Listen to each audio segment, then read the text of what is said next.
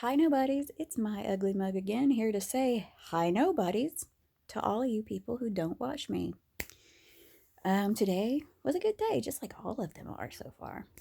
I hadn't planned on going anywhere, but I needed band aids, because sometimes you'll get see me, I hate moles. I really do. And so it's amazing how much a mold will bleed. A mole will bleed when you scratch it off. It's a lot, and it's a disturbing amount. um, and my clothes were getting stuck to it. So every time I would get up from sitting, rip it back open. So I was like, I need band aids. So had to go get band aids. And I got a couple of letters in the mail. This is one of the bad things about writing letters is that there are days when you don't get a letter, so you're like, well, what do I do with myself today? I don't have any letters to write. And then the next, you might go through 3 or 4 days with nothing. And then you get 3 letters. And it's like, okay, I've got to write 3 letters today. I know to a lot of people, it's like, you don't have to. No, I don't have to. But I am a punctual, no, not punctual. I like to get things done quickly. If something comes to my attention, somebody's reached out to me and they have said something to me, they've said, hey, how are you doing? Blah, blah, blah. And I know that I get this good feeling like it's a gift, like, ooh, somebody talked to me, you know? And it's always special. It doesn't matter if it's email, phone call, text message, letter. It doesn't matter. Somebody's talking to me that doesn't want money. That's important. So I don't delay on sending out a reply unless it's Saturday, because by the time the mail gets here on Saturday, there are no pickups after that. So I've got a little bit of time because it's not going to go out till Monday anyway. But I don't delay in responding because I'm like, the sooner I respond, the sooner they get it. And, anybody who gets upset about text messages, like, why didn't you text me back? I waited 10 whole minutes. It's like, oh, 10 whole minutes. Try days between a person answering a question. Asking a question, then you answer it, and then it gets back to them. So maybe in the course of things, they've waited like a whole week for an answer to that. So do you really feel like making them wait an extra day? No, I don't. I get back to people quickly because I don't like to be left hanging. And I think that that's how a lot of people need to act about a lot of things. It's cool if somebody texts you and you're in the middle of something. You can't text them back. You're in an interview, you're filling out an application, you're watching a show on TV and the commercial break hasn't come up yet, or you're eating dinner with your family for whatever freaking reason. Sometimes you can't answer immediately. So 10 minutes is not really a big deal unless they know that you're not doing shit. Like if they see you, like, oh, that's them over there, and they go and text you, pick up your phone, they see you look at it, and then set it back down. Oh, that'll piss you off. It's like, oh, what the? They're not doing anything. Why can't they answer? See, I don't like that. I don't like, people taking their time to reply to me when they've got time right now, you know. But I don't get upset with them. I get upset with me. It's a whole mental thing that, oh, I don't rate that important for them to notice. It's, and I'm starting to see that I have to expect more than that. So it doesn't really matter. I'm starting to get the idea that if people don't respond to me, fuck them. If they're not going to give me time to be heard, then they don't respect me. So I'm not going to mess with them anymore. It's like, I'm done. If you don't hear me, then I don't need you. And I mean, that's how everybody should kind of be nowadays. I mean, when I think of all the effort I have put into friendships over the years, I mean, I had a friend that I called a friend for like 20 years. I was always fucking there for her. Always. She would call, and it didn't matter what I was doing, what I was in the middle of. I was like, I'll be there at this time. I was always there. And she would not think of me. She'd complain about how freaking bored she was, but wouldn't call me. And if I sent something to her and I was like, hey, I'm not doing anything, you want to hang out? She wouldn't answer. She was always picking like new people over me. And for the longest time, I just sat there and said, well, she is still my friend. You know, I mean, she got me through a difficult time in my life. I felt like not that I owed her, but I was like, a lot of my really good stories involved her. And she was very, very important. And, so I kind of held on to that. I kind of held on to, that she's my friend. The final straw was I posted a picture of a hat that I made. And she was like, ooh, make me one. And I was like, okay, what color do you want? She picked out her colors. I went to the store and bought the yarn because I didn't have those colors. Bought it, came back home, crocheted that hat up, and then I called her and said, it's done. When do you want to meet up? And she was like, let's meet up tomorrow at this place. And I was like, okay. I show up and her mom's there. And I was like, hey, where's she at? And she's like, oh, well, she wanted me to tell you that she had errands to run, but actually she's off gallivanting with other people. And I was like, really? She couldn't spare 5 minutes for me? She couldn't have come by my house? She couldn't have, told me to meet her wherever she was going to be, at least? No, she sends her mom. And her mom is a really, really sweet lady. I mean, it sucks she's got two crappy ass kids. Because, I mean, both of them are drug addicts. She supports them. They're in their 40s and she supports them still. She should be retiring. She's bought them houses and they let it go to shit. I mean, couldn't ask for a better mom than this woman. And anyway, she just said, she's like, well, I can take this to her, but if I were you, I'd keep it and tell her to go to hell. And I said, no, I'm not going to do that. I said, here's what I want you to do. And I know this lady. She's like a second, third, fourth, fifth, or, all of my friends' moms became my mom because they were so much better than my mom. But I looked at her and I said, well, do me a favor. Next time she falls down, next time she's boo-hooing about how crappy her life is and how she's got nobody, remind her of me. And her mom's like, I will so totally do that. And I know that her mom did. I know her mom did that because the girl reached out to me and friended me on Facebook. And I was like, decline. It took a lot to hit decline. It took a lot because I was like, I need to accept it. But, I was like, she never, she only considered me when she needed me. And I deserve better than that. Everybody deserves better than that. If you're putting in all this effort and no effort is being returned to show that you matter, fuck them. I'm really starting to grasp that loyalty is great, but a lot of us are loyal to people who don't do jack shit for us. A lot of us are holding on to something that happened 10 years ago. And we've already repaid that debt. We've helped these people move. We've helped them feed their kids.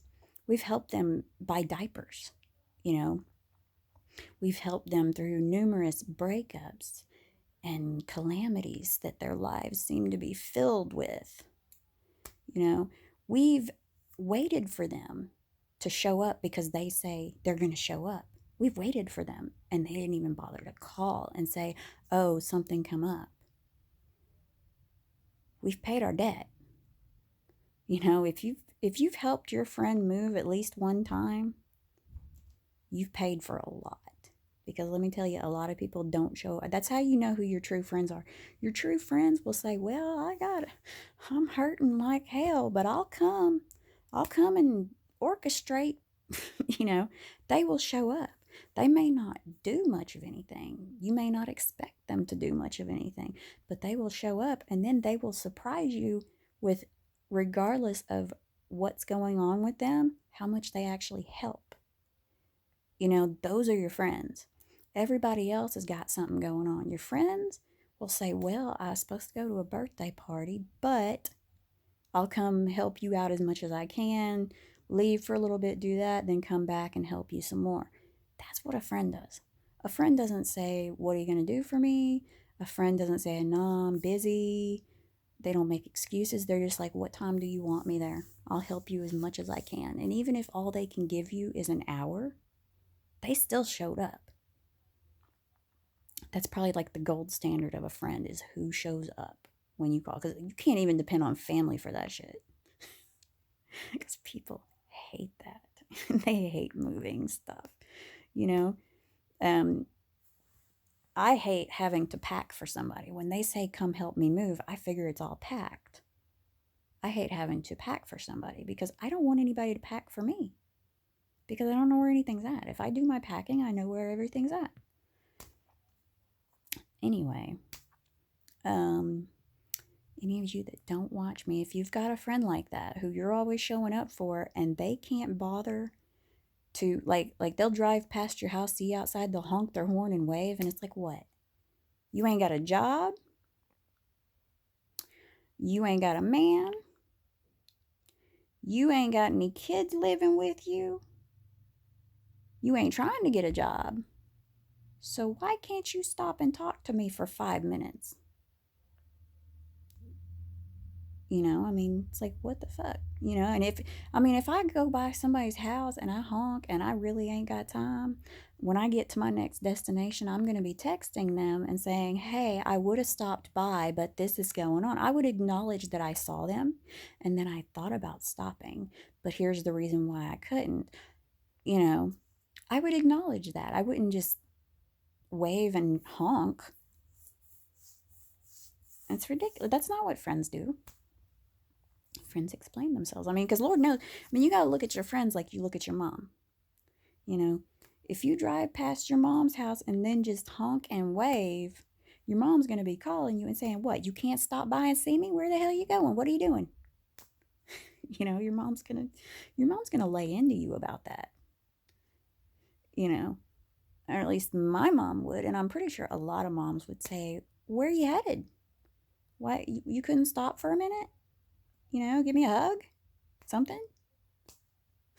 You know, couldn't have left just a little bit earlier to allow for time to stop and give me a hug? You're just going to drive by, honk and wave? We are letting too many people get away with too much shit. That's not just friends either. I see a lot of girls putting up with some dumbass boyfriends. You know, it's like, you're supporting him. He's got your car. You're giving him money. What's he doing for you?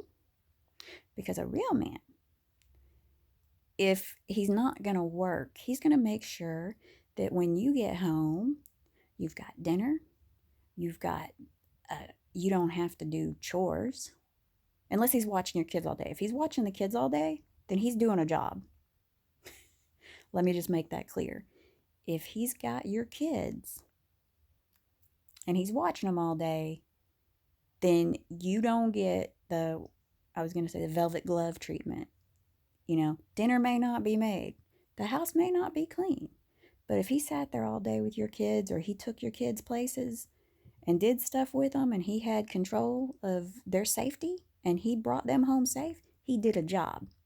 But if he's sitting on your couch playing video games and running around shooting hoops and in your car and you're having to wait after work for him to pick you up because he can't seem to manage to show up on time, you can do better. You can, because there's people that will.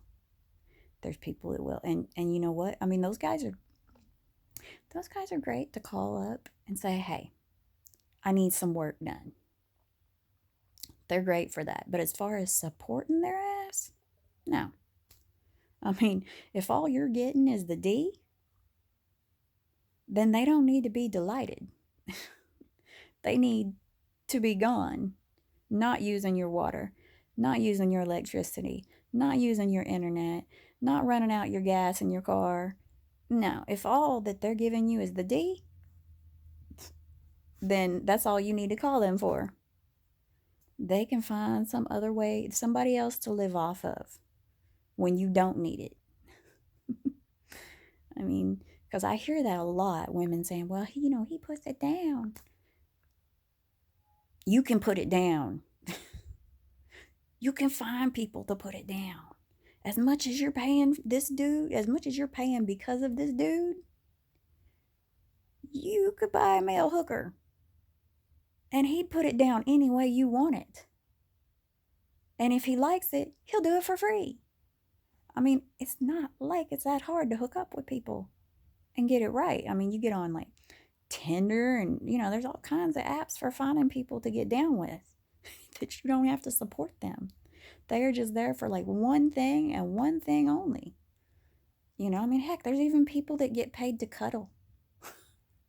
I wouldn't want that job. I would be so uncomfortable if somebody got a boner. I shouldn't say that, but I would be uncomfortable. I'd be like, okay, I'm just here to cuddle. This makes me uncomfortable because I'm not here for that. That's another number you call. But yeah, there's, you can pay, and then there's people that will do stuff for free. And you don't have to do shit for them. So stop settling for, well, I want a man, or I need a girlfriend. You don't need those things. You don't need that. You don't need somebody who's not going to work for you. Because, I mean, they need to be putting work in. Always. It's a give and take thing. And you have to look at that. You have to look at the people you deal with, even family, and say, what am I giving? And what are they giving?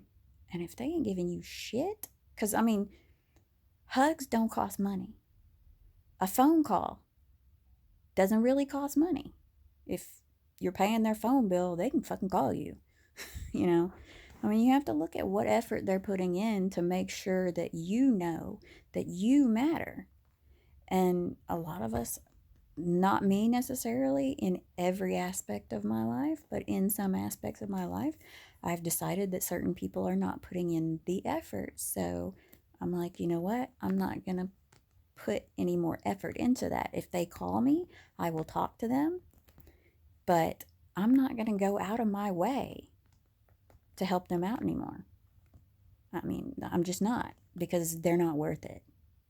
And I deserve better than to be used. Everybody deserves better than to be used.